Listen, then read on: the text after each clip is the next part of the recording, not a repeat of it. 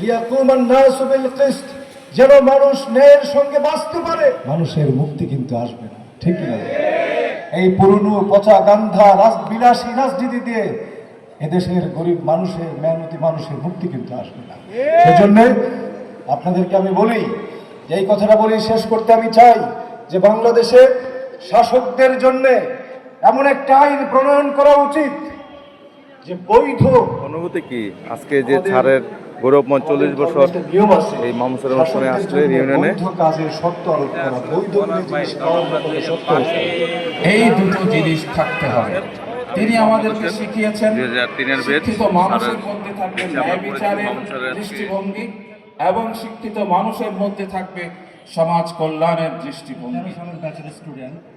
আমি যখন ক্লাস নবম দশম শ্রেণীতে পড়তাম, আমার 2016 আজকের এই সুন্দর আয়োজনে যার উদ্দেশ্যে আজকের আয়োজন, সিরাজুল মামুন স্যার, যাকে আমরা মোল্লা মামুন স্যার হিসেবে চিনি, ওনাকে অভিব্যক্তি প্রকাশ করার জন্য আজকে শুরুতেই আমি আল্লাহ তাআলার দরবারে শুকরিয়া আদায় করার পরে তোমাদের প্রতিও কৃতজ্ঞতা জানাই।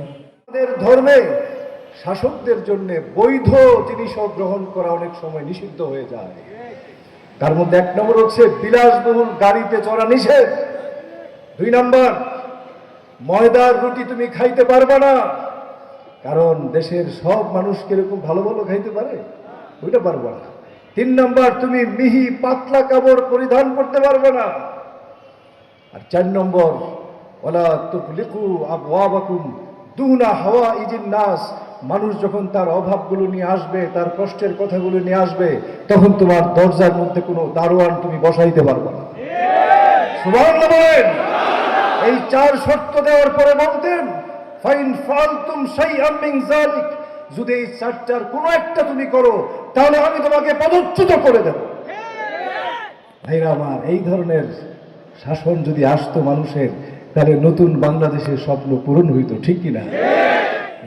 ওমান কানা গানিয়ান ফালইস্তাফিফ ওমান কানা ফাকিরান ফালিয়াকুল বিল মারুফ।